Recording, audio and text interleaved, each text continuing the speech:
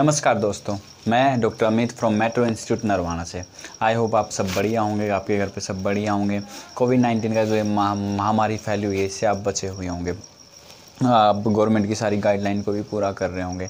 Metro institute भी आपकी स्वास्थ्य को लेकर शुभकामनाएं देता है और उम्मीद करता है कि आप घर पे रहें, स्वस्थ रहें, अच्छे से सारी गाइडलाइन को फॉलो करें।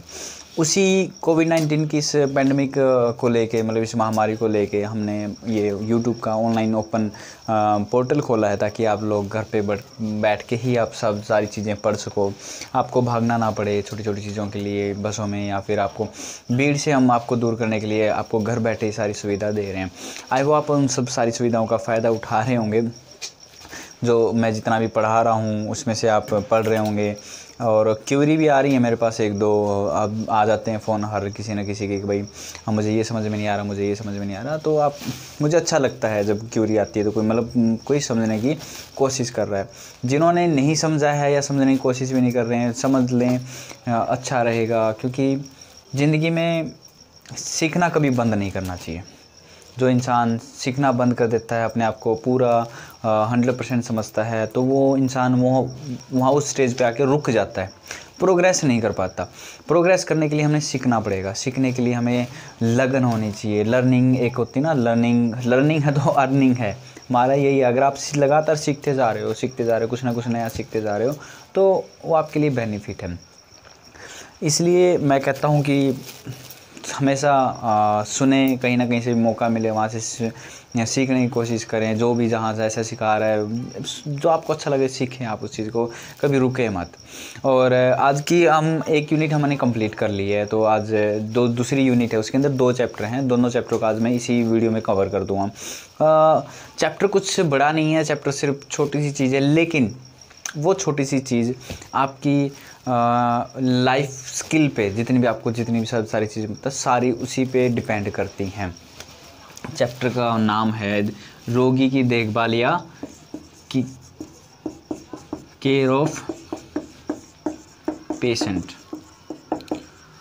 जो हमारे पास पेशेंट है उसकी देखभाल के लिए हमें कैसे करनी चाहिए, उस देखभाल के लिए हमारे अंदर क्या क्या योग्यता होनी चाहिए, हमें कैसा माहौल तैयार करना चाहिए, और हमें क्यों करना चाहिए, ये सब सारी चीज़ें आज हम इस चैप्टर के अंदर पढ़ेंगे। पहली बात, रोगी की देखभाल करता कौन है। रोगी की देखभाल के लिए हॉस्पिटल के अंदर तीन चीज़ें होती हैं: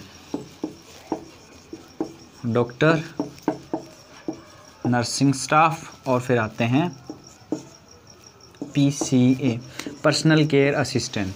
जनरल ड्यूटी एडवांस के जो लोग कोर्स कर रहे हैं वो इस चीज़ पे ध्यान दें। पर्सनल केयर असिस्टेंट मतलब पेशेंट के पर्सनल केयर के लिए एक असिस्टेंट रखा गया है, वो होते हैं ये पूरे रोगी देखभाल के लिए। शायद 3 चीज़ें होती हैं।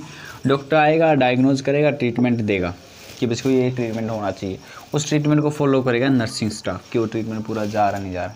तो ये PCA क्या काम करेगा भाई?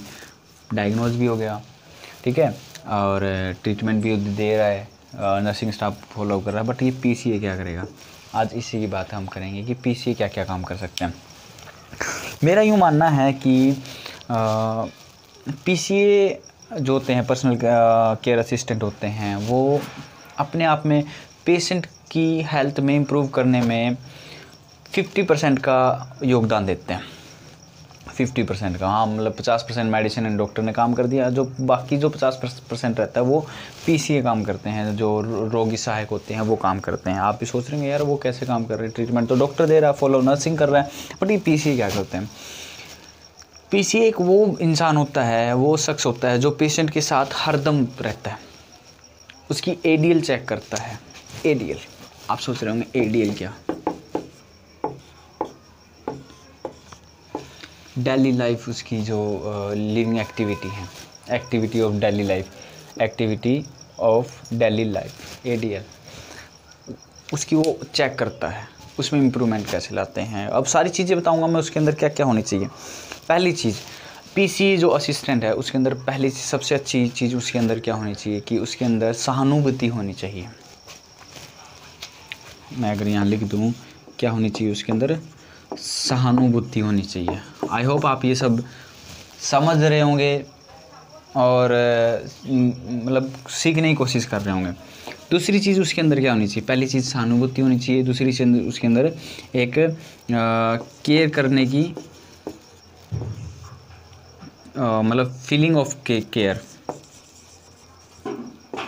केयर करने की उसके अंदर एक भावना होनी चाहिए, ठीक है। और तीसरी चीज़ क्या होनी चाहिए, ईमानदार होना चाहिए अपने काम को लेके। चौथा चीज़ क्या होना चाहिए उसमें सॉरी सीखने की क्षमता बढ़ती, हमेशा उसकी बढ़ती रहनी चाहिए। ये सारी चीज़ें उसके अंदर होनी चाहिए। मैं चीज़ें तो बहुत सारी चीज़ें होनी चाहिए, लेकिन मैं आपको स्टेप वाइज पढ़ाता चलूँगा। बोर्ड का थोड़ा स्पेस कम है तो मैं इसको अगली स्लाइड में कवर कर लूँगा। पहली बात, सहानुभूति क्यों ज़रूरी है। सहानुभूति इसलिए ज़रूरी है, पेशेंट दर्द में आता है, पेशेंट दर्द में आया और देखा कि उसको थोड़ी सी सहानुभूति चाहिए। आपने कभी देखा होगा कि पेशेंट आधा तो डॉक्टर से बात करने पे ही ठीक हो जाता है। डॉक्टर ने आए, डॉक्टर ने बात कर लेता है 15-20 मिनट, उससे भी ठीक हो जाता है, क्योंकि उस पेशेंट को सहानुभूति चाहिए मेडिसिन से ज़्यादा। तो वो सहानुभूति देने का काम कौन करता है, डॉक्टर आया 10-15 मिनट लगाई, ठीक है, चला गया। लेकिन जो पीसी है उसका, जो पर्सनल केयर असिस्टेंट है, वो क्या काम कर रहा है, असिस्टेंट उसको हमेशा 24 घंटे सहानुभूति देगा, नहीं आप ठीक हो जाओगे, अरे टेंशन मत लो। उसके चेहरे पे एक स्माइल होनी चाहिए, एक उसकी आवाज़ में एक उत्साह होना चाहिए, उसकी जोश होना चाहिए। जोश ये वो जिम वाला जोश नहीं होना चाहिए, यस आप ठीक हो सकते हो, ये नहीं, ऐसा नहीं होना चाहिए। उसका मतलब एक सहानुभूति वाला होना चाहिए, अरे नहीं आप ठीक हो जाओगे, अरे आप क्यों टेंशन ले रहे हो, दुनिया ठीक होती है, आप भी ठीक हो जाओगे, ऐसी वर्डिंग उसको आनी चाहिए। और दूसरी चीज़ क्या है कि वो उसके अंदर केयर होनी चाहिए, पेशेंट को अब कौन सी चीज़ें कहाँ चाहिए, इसको ये चीज़ कब कितने बजे देनी है, जूस कितने बजे देना है, अब इसको शायद इस चीज़ की महसूस हो रही है, तो वो चीज़ जैसे पेशेंट लेटा हुआ तो हमें महसूस करना चाहिए कि इसको तकिए की ज़रूरत है कि नहीं है। अच्छा, पेशेंट को 2 घंटे पानी पिए हो गया, इसको क्या पानी की ज़रूरत पड़ेगी नहीं पड़ेगी, ये सब सारी केयर की सारी चीज़ें उसको आनी चाहिए। फिर होता है ईमानदारी, उसको अपने काम के लिए वो ईमानदार होना चाहिए, जो सबसे बड़ी बात है। जब तक कोई भी इंसान अपने काम के लिए ईमानदार नहीं होता तो वो कभी भी कामयाब नहीं हो सकता। उसकी ईमानदारी उसकी ईमानदारी उसके काम के लिए बहुत ज़रूरी है। ईमानदारी एक ऐसी चीज़ है जो किसी में मिलती है, और लेकिन जिसमें मिलती है वो इंसान पैसे से अमीर नहीं होता, अपनी ज़ुबान से अमीर होता है वो इंसान। तो ईमानदारी अपने काम में लानी चाहिए, ईमानदारी से ही सब कुछ चलता है। अगर मैं आपको लोगों को पढ़ा रहा हूँ, अगर ईमानदारी से नहीं पढ़ाऊँगा, यूँ ही टाइम पास करके चला जाऊँगा, तो मैं क्या, सब जानते हैं कि यार आप लोग नहीं समझ पाओगे मैं क्या पढ़ाने जा रहा हूँ। लेकिन अगर मैं ईमानदार हूँ, अपने काम को लेके मतलब मेरी लगन है, जो मैंने चीज़ बोली, सहानुभूति है, ये सब कुछ सारी चीज़ें हैं, तो जो मेरा पढ़ाया हुआ है आप लोगों को भी बहुत अच्छा लगेगा। अगली चीज़ क्या होनी चाहिए, उसके अंदर सीखने की क्षमता होनी चाहिए। मैं पहले बता चुका हूँ, जो इंसान सीखना बंद कर देता है वो वहीं रुक जाता है, ठहराव हो जाता है, और जब एक चीज़ वहीं रुक जाती है तो वो सड़ना शुरू हो जाती है। सच्चाई है, आप थोड़ा सा सोच रहे होंगे कि ऐसे कैसे बोल रहे हैं, लेकिन नहीं, चलता पानी हमेशा साफ़ होता है, ठहरा हुआ पानी हमेशा गंदा होता है। तो ठहरिए मत, सीखने की क्षमता अपने शरीर में हमेशा बना के रखिए। अपने मन, दिमाग, दिल से हमेशा एक ही चीज़ सोचिए कि कहाँ से मैं कुछ नया सीख सकता हूँ। अगर आप आईसीयू में ड्यूटी कर रहे हो तो वहाँ हमेशा एक्टिव रहिए कि ये चीज़ कैसे, इसके बेड कैसे ऑपरेट होते हैं। आईसीयू के बेड ऐसे नॉर्मल बेड नहीं होते, आपको बता दूँ, मशीनें से ऑपरेट होते हैं, मशीनों से ऊपर उठते हैं, मशीनों से नीचे जाते हैं, साइड में जाना, उधर जाना, ये वेंटिलेटर चल रहा है नहीं चल रहा, ऑक्सीजन सही नहीं चल रही, सब मशीनों का खेल है। अगर वहाँ में आप चले गए और यूं चुपचाप खड़े हैं, आप नहीं सीख सकते भाई, सीखना पड़ेगा। सीखना चाहोगे तब सीखोगे ना, तो सीखो, हर काम को सीखने की क्षमता उसके अंदर जो पीसीए है, पर्सनल असिस्टेंट है, उसके अंदर होनी चाहिए। दूसरी क्या, 5वीं चीज़ क्या होनी चाहिए, देखभाल बहुत सारी चीज़ होती है। लाइक पेशेंट लेटा हुआ है, मरीज़ लेटा हुआ है बेड के ऊपर, तो मान लो रात को आप नहीं हो उसके पास, बट रात को पेशेंट ने उठने की कोशिश की है बिना आपकी मदद के, तो क्या आपने सोचा है कि उसके साथ क्या क्या हो सकता है। अगर साइड में कुछ ट्रॉली रखी है, सामान की जो ट्रॉली मैंने अपनी दूसरी वीडियो में दिखाई थी कि सामान की ट्रॉली क्या होती है हॉस्पिटल के अंदर, वो ट्रॉली रखी है तो उससे टकराने का डर रहता है। नीचे कुछ चीज़ रखी है जो पैर में चुभ जाएगी, वो चीज़ रखी नहीं है। सीजर, ब्लेड, कुछ भी जहाँ से वो टकरा सकता है, जख्मी हो सकता है, तो ये सारी चीज़ों का देखभाल कौन रखेगा? पीसीए रखेगा, पर्सनल केयर असिस्टेंट रखेगा कि भाई रोगी के आसपास कोई नुकीली चीज़ ना हो, कोई मशीन ऐसी चीज़ ना हो जहाँ लगने से करंट हो, जो उसकी वेंटिलेटर लग रही वायरिंग है उसकी अच्छी है कि नहीं है, और सारी चीज़ें काम कर रही हैं नहीं कर रही हैं, ये सारी चीज़ें उससे देखभाल में आएंगी। अब आप सोच रहे होंगे कि इतना सब कुछ होने के बाद अब और क्या? बहुत सारी चीज़ें हैं एक पीसीए की काम करने के लिए। आपको धीरे धीरे मैं सारी चीज़ें अभी बताऊंगा। मैं आपको अभी आगे बताता हूँ कि और क्या क्या उस पीसीए के जो मतलब असिस्टेंट होता है उसके अंदर क्या क्या कैपेबिलिटी होनी चाहिए, उसके अंदर क्या क्या चीज़ें अच्छी होनी चाहिए, क्या क्या बुरी होनी चाहिए। मैं आप लोगों को सारी चीज़ें अभी समझाता हूँ। 4 चीज़ें बताई मैंने पहले कि अपनी उसका वो अपने सहानुभूति होनी चाहिए उसकी आवाज़ में, उसकी केयरिंग होनी चाहिए, ईमानदार होना चाहिए, देखभाल पेशेंट की अच्छे से करनी आनी चाहिए। फिर आता है कि ADL को अच्छे से नोट कर सके। अब आप सोच रहे होंगे कि ADL क्या? Activity of daily life. ये activity of daily life patient पहले दिन जब एडमिट था और जब अब 5 दिन उसको हो गया एडमिट को, उसमें क्या क्या बदलाव आया कि अब वो, जैसे कि पहले दिन पेशेंट बिल्कुल ही लेटा हुआ था, अपने हाथ पैर को भी नहीं हिला पा रहा था, बहुत कमज़ोरी थी, तो अब डेली वो डाटा ऑपरेट करेगा बंदा, तो देखेगा कि अब इसमें कितना चेंजेस आ रहा है। उस चेंज को क्या करेगा वो, किसको बताएगा? वो वहाँ के नर्सिंग स्टाफ को बताएगा, डॉक्टर्स को बताएगा, जो कि हेल्प करेंगे डॉक्टर्स या नर्सिंग स्टाफ के ट्रीटमेंट में। जो आपने ADL आपने नोट की है वो किसको हेल्प करेंगे?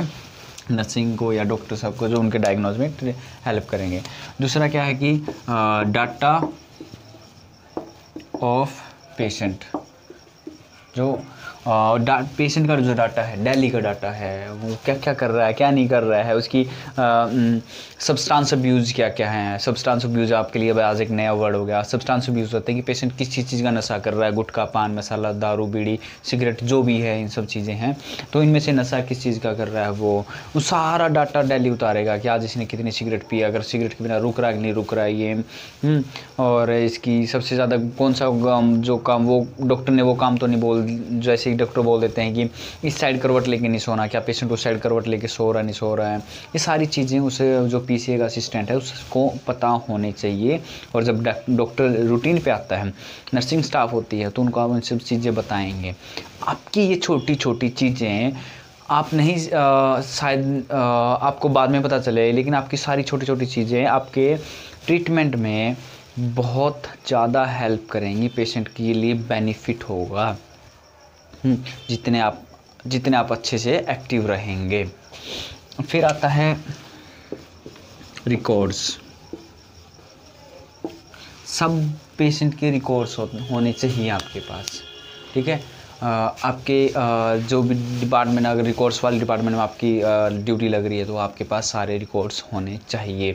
रिकॉर्ड्स बहुत बेनिफिट होते हैं। लाइक हम पेशेंट 4 साल पहले बुखार का पेशेंट था, उस टाइम हमने उसको क्या क्या ट्रीटमेंट दिया, कितने दिन रखा था, और था अगर पेशेंट 4 साल बाद आ रहा है कि मेरे को तो सेम वही की वही दिक्कत हो गई है, तो हम क्या करेंगे? हम या तो उसके पास जो रिकॉर्ड पड़ा है, जो उसके 4 साल पुराने कागज़, उसके देखेंगे, भाई दिखाओ आपने क्या क्या मतलब क्या क्या ट्रीटमेंट लिया था 4 साल पहले, या फिर हम अपने पास कोई रिकॉर्ड रख रखा है तो वो निकालेंगे। जो फाइल बनती है जब पेशेंट एडमिट होता है ना, एक फ़ाइल बनती है डेली की, उसकी पेशेंट जब डिस्चार्ज होता है तो उसको सिर्फ एक डिस्चार्ज कार्ड बना के देते हैं। उस कार्ड में ये लिखा जाता है कि इसको ये दिक्कत थी, हमने ये ट्रीटमेंट दिया, इतने दिन के लिए सर 4-5 लाइनों में लिख देते हैं, फिर उसका आगे का हम पूरा ट्रीटमेंट लिख देते हैं। बट जो फाइल बनती है, फाइल में उसके पेशेंट का डेली का BP, शुगर, या जो भी ट्रीटमेंट है, आज हमने क्या क्या डोज दी है, डोज, ये सब लिखा जाता है उस फाइल के अंदर। आप कभी विजिट करना किसी हॉस्पिटल में, बट आज के टाइम में मत करना, कोरोना बहुत ज़्यादा फैला हुआ है, तो आज के टाइम में मत आप विजिट करना किसी भी हॉस्पिटल के अंदर। अगर नेसेसरी, जब तक इमरजेंसी ना हो तब तक तो मैं कहता हूँ कि आप विजिट ना करें तो ही बढ़िया है। फिर आता है 8वां पॉइंट, कोऑपरेट होना चाहिए। कोऑपरेट होना चाहिए पेशेंट।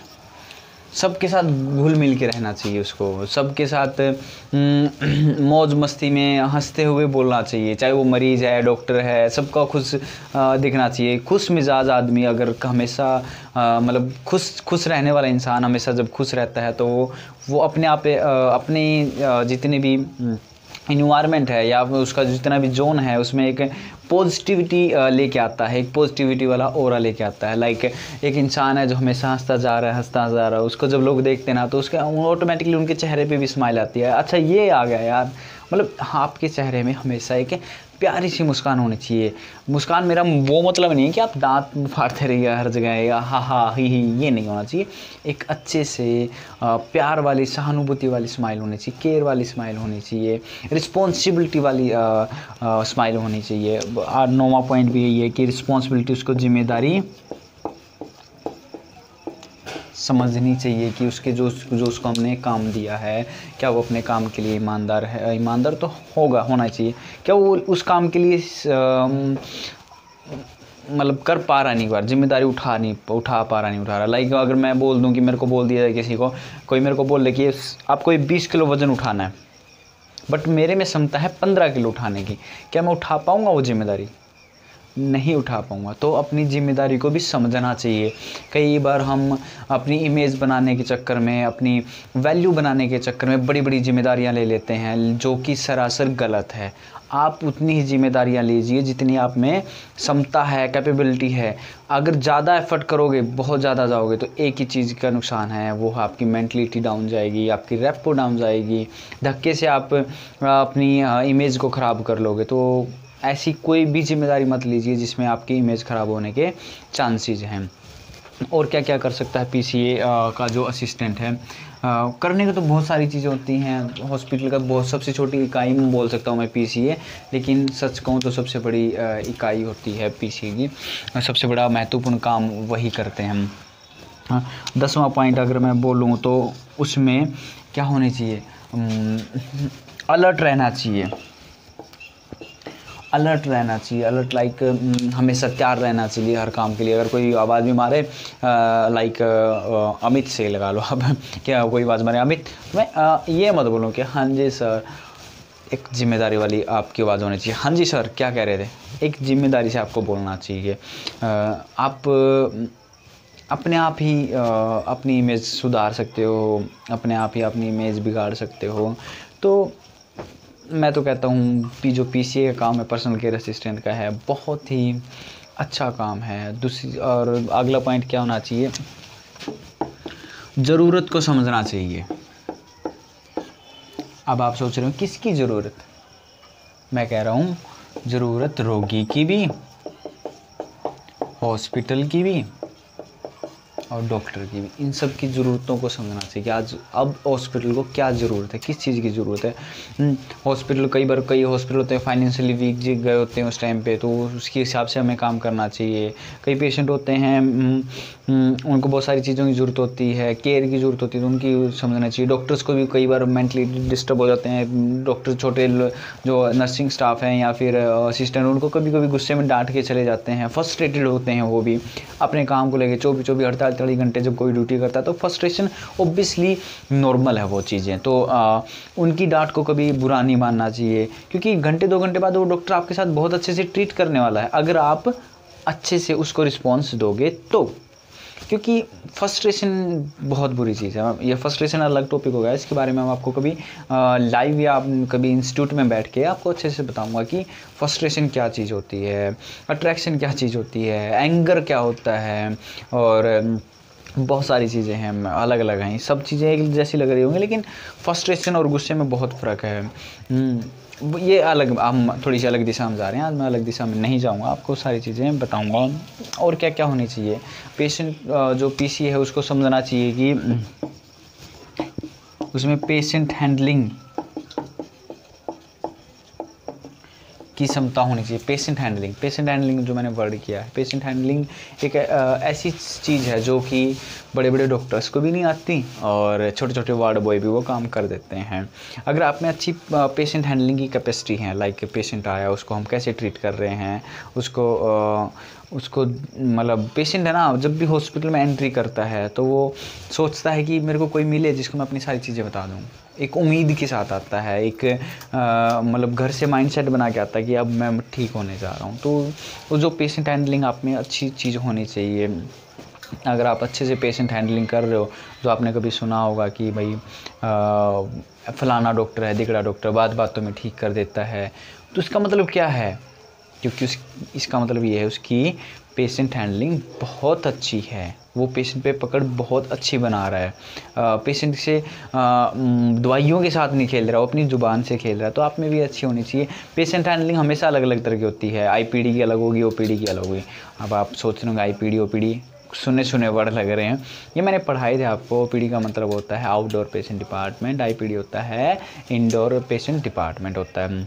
तो यही चैप्टर था कि मतलब रोगी की देखभाल हम कैसे करेंगे, हमारे अंडर में क्या क्या है, हमें कोऑपरेट रहना चाहिए सभी डॉक्टरों के साथ, ईमानदारी से रहना चाहिए, हमें अपने काम को सीखने की लगन में हमेशा करना चाहिए, जिम्मेदारी हमें महसूस करनी चाहिए, पेशेंट के एडीएल का पता होना चाहिए, पेशेंट की डाटा पता होना चाहिए, रिकॉर्ड्स हमारे पास होने चाहिए, कोऑपरेटिव होना चाहिए, जिम्मेदारी होनी चाहिए, अलर्टनेस होनी चाहिए, ज़रूरत को समझना चाहिए, पेशेंट की हैंडलिंग, बहुत सारी चीज़ें हैं जो आपको बुक्स में स्टेप वाइज मिलेंगी। मैंने हल्का हल्का आपको बताया है। और जब लाइव क्लासेस लगने लग जाएंगी, जब भी कोरोना की महामारी थोड़ी ख़त्म हो जाएगी, तो अगर मैं आपको एक क्लास लूँगा, आप सबको बुलाया जाएगा उस क्लास में, तो वहाँ के आपके क्वेश्चन को भी हम सोल्व करेंगे, आपकी हर एक चीज़ को क्वेरी को लेंगे, हम नॉर्मल लाइफ के बारे में बात करेंगे, सिलेबस से थोड़ा भी हम बातें करेंगे, घंटा 2 घंटा 3 घंटा, मुझे नहीं पता वो लेक्चर कितना लंबा चलेगा, वो आप लोगों पे डिपेंड है कि आप मुझे कितनी देर झेल सकते हो। तो इन सब चीज़ों में हमने 2 चैप्टर कवर कर दिए हैं। पहला कि हमें हॉस्पिटल के स्ट्रक्चर क्या होना चाहिए, क्लिनिक क्या होना चाहिए, सारा हॉस्पिटल के बारे में था। अब दूसरा था कि हमें रोगी का क्या होना चाहिए। इसमें दोनों चैप्टर कवर हो चुके हैं। बिल्कुल ही लाइट सिलेबस है, बहुत ही कहते हैं ना हल्का फुल्का सिलेबस। हाँ, जो 3rd चैप्टर शुरू हो रहा है structure of the human body या मानव शरीर की संरचना में बोलूँ तो वो बहुत ही इंटरेस्टिंग टॉपिक है, लाइफ टाइम काम आने वाला है। मेरा भी फेवरेट मतलब मैं बोल सकता हूँ कि 3rd चैप्टर जो शुरू हो रहा है वो आगे से मेरा फेवरेट सिलेबस शुरू होता जा रहा है। तो उस चीज़ को समझिएगा, कोशिश हर चीज़ को कॉपी पेन लेके बैठिए कि मैंने आज कौन कौन से पॉइंट लगाए, आज मैंने कितने पॉइंट लगाए, आज 12 पॉइंट बताए हैं आप लोगों को। तो ये सारी चीज़ें आपको आनी चाहिए। तो खुश रहिए आप, मैं तो यही उम्मीद करता हूँ, बचे रहिएगा आप में इस कोरोना की महामारी। मेट्रो इंस्टीट्यूट भी शुभकामनाएं देता है आपके ब्राइट फ्यूचर के लिए और उम्मीद करता है कि आप घर पे रहेंगे, सेफ़ रहेंगे, अपने परिवार को भीड़ से बचाते रहेंगे और सही को सही और गलत को गलत कहना सीखेंगे। जब तक आप सही को सही नहीं बोलोगे और गलत को गलत कहना नहीं सीखोगे, आप अच्छे इंसान नहीं बन पाओगे। असिस्टेंट बनने से, डॉक्टर बनने से, नर्सिंग स्टाफ बनने से या बहुत बड़ा कामयाब बिजनेस मैन बनने से पहले सबसे पहला स्टेप होता है एक अच्छा इंसान बनना। अच्छा इंसान वही होता है जो सही को सही और गलत को गलत बोल देगा, कभी डरेगा नहीं और अपनी ज़ुबान का पक्का रहेगा, अपने काम के लिए ईमानदार रहेगा। जब तक आप अपने काम के लिए ईमानदार नहीं रहेंगे, आप कुछ भी नहीं कर सकते, आप कुछ सीख नहीं सकते उस फील्ड में जब तक आप वहाँ अपनी ईमानदारी नहीं दिखाओगे। तो बहुत लंबा लेक्चर नहीं लूँगा मैं, लेकिन मुझे भी अच्छा लग रहा है इन सब चीज़ों के बारे में बात करके। आई होप आप लोगों को भी अच्छा लगा होगा। कोई भी क्यूरी हो तो मेट्रो इंस्टीट्यूट से कांटेक्ट करिए, डॉक्टर सुनील से बात कीजिएगा। मैं भी तैयार हूँ, डॉक्टर सुनील भी तैयार हैं और दिनेश सर तो अपने एफर्ट कर ही रहे हैं डेली। वो मेरे को भी डेली कांटेक्ट करते हैं, सर ये सर वो, तो मेरे को भी अच्छा लगता है। ओबियसली सच्ची बता रहा हूँ, जब कोई मुझसे कॉन्टैक्ट करता है तो आप भी कॉन्टैक्ट कीजिए। मैं आपसे बात करने के लिए तैयार बैठा हूँ और उम्मीद करता हूँ कि आप पढ़ रहे हैं, घर पे अच्छे से पढ़ रहे हैं। आई नो यूट्यूब वीडियो से थोड़ा सा कम होता है, बट मैं अपना बेस्ट देने की कोशिश कर रहा हूँ कि किस तरह स्लो करके आप लोगों को सही समझाया जा सके। तो खुश रहिए, बढ़िया रहिए। इंकलाब जिंदाबाद, जय हिंद।